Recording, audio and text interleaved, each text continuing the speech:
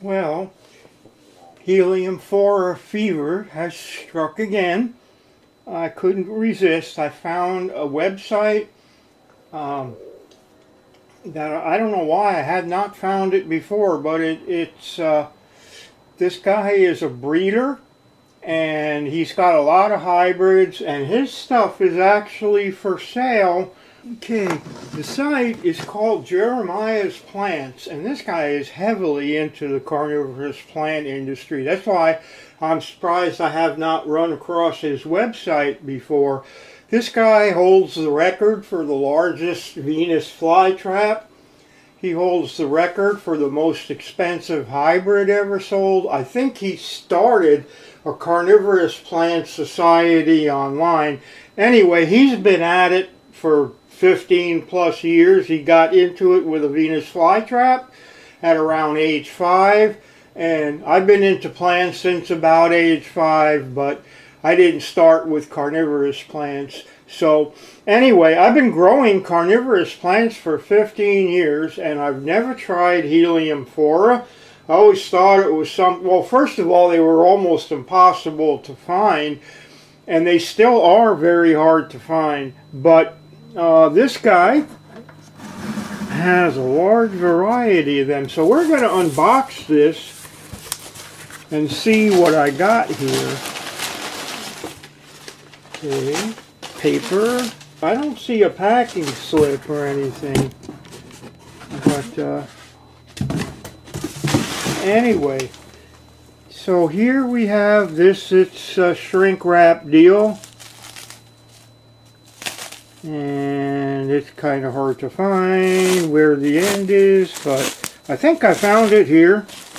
So let's unwrap this bad boy. Yeah, I see some good things here already. This is going to be a good one. I think I got a nice plant.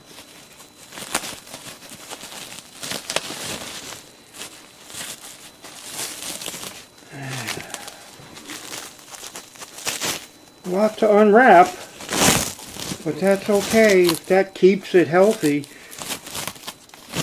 Okay. Almost there.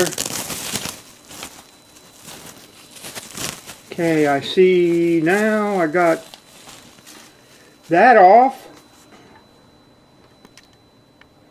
Now what we've got is a plant wrapped in a towel, which is good. Helps keep the moisture in. So, and there was a stick here to keep it from getting, the top from getting squished. Now here is the tab. And I'm going to tell you right now, this thing has a name like you would not believe. No.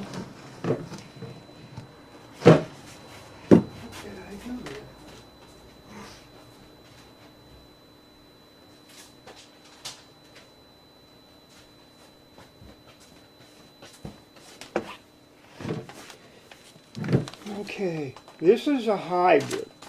Okay, and hybrids are good because a hybrid usually will have more vigor than oh, look at that. Look at that. Are you seeing this?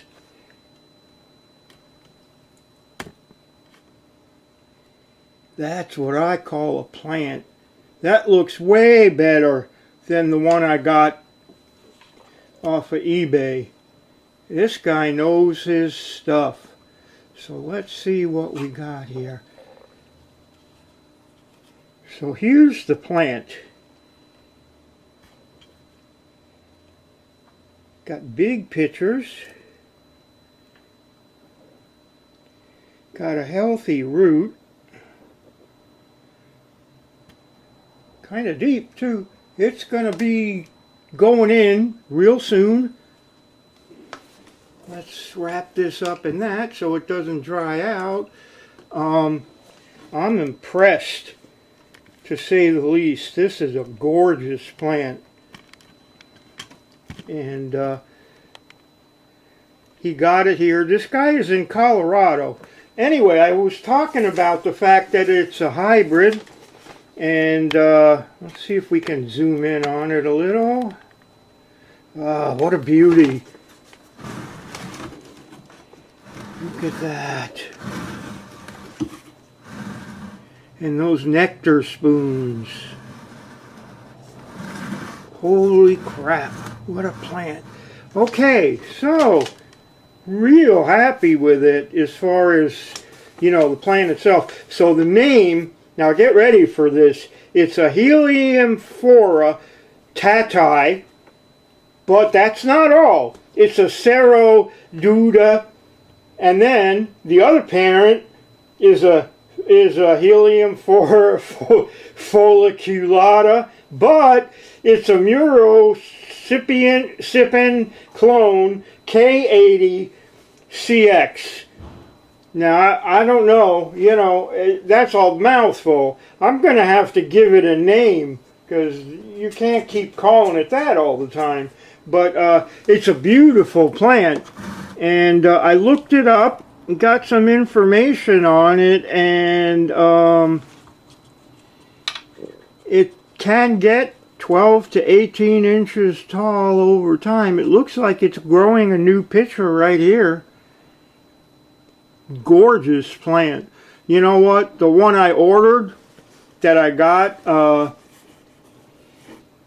online on eBay, it's growing, but man, it doesn't look like it did in the picture. The guy trimmed a lot of pictures off, and it's kind of squished. It's going to make it. It's growing a new pitcher, but this is a specimen plant. I mean, and this plant wasn't that bad. Well, it wasn't cheap. I paid about $80 for this plant. Okay? And these plants are not cheap to start with because they grow slow, and I think they're kind of hard to divide.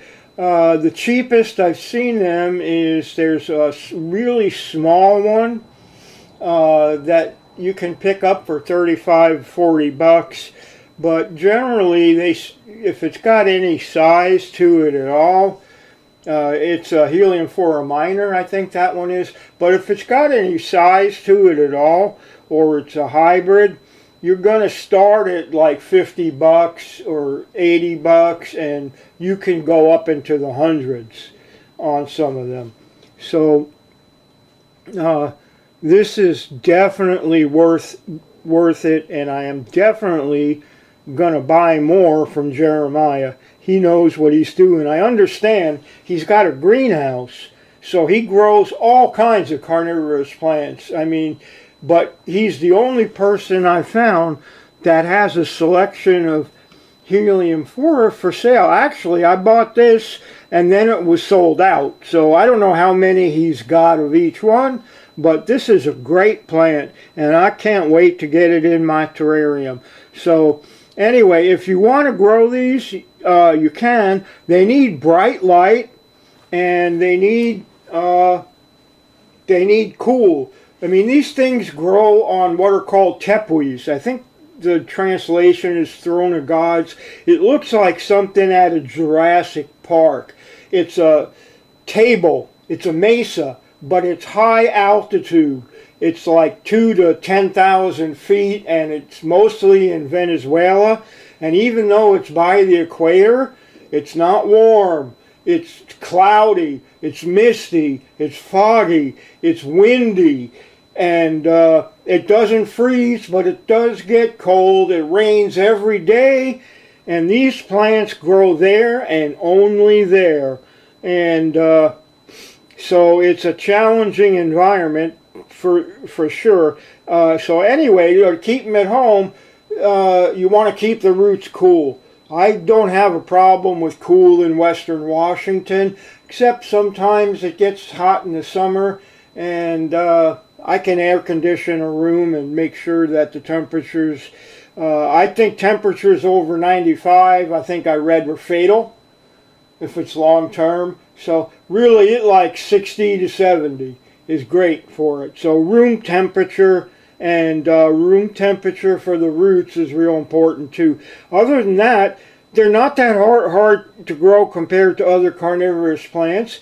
I know you do need to feed them occasionally, and I guess they don't have digestive enzymes like a lot of the other carnivorous plants do, so they rely on water in the pitcher, which is probably explains why they're so wide open like that.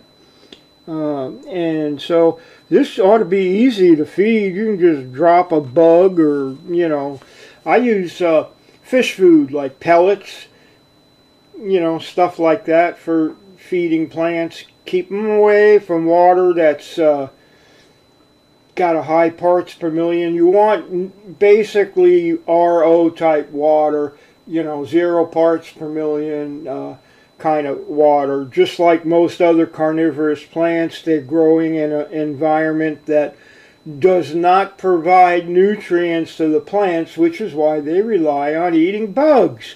So if you can meet the water requirements and you can meet the light requirements, which means you're going to need a fairly strong LED light, and keep the temperature in check, you can grow these. Otherwise, you can keep coming back and watch me grow them, and that's fine too.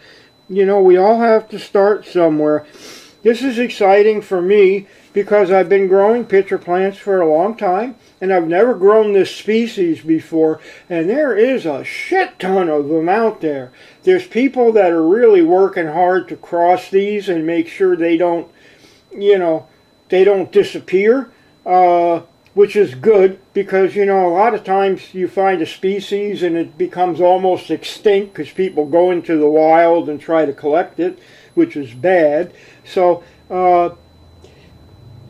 these are great if you can find them. And I have to say, after getting this plant, I will tell you, if you want a Heliamphora, find something on Jeremiah's plants because he's got them.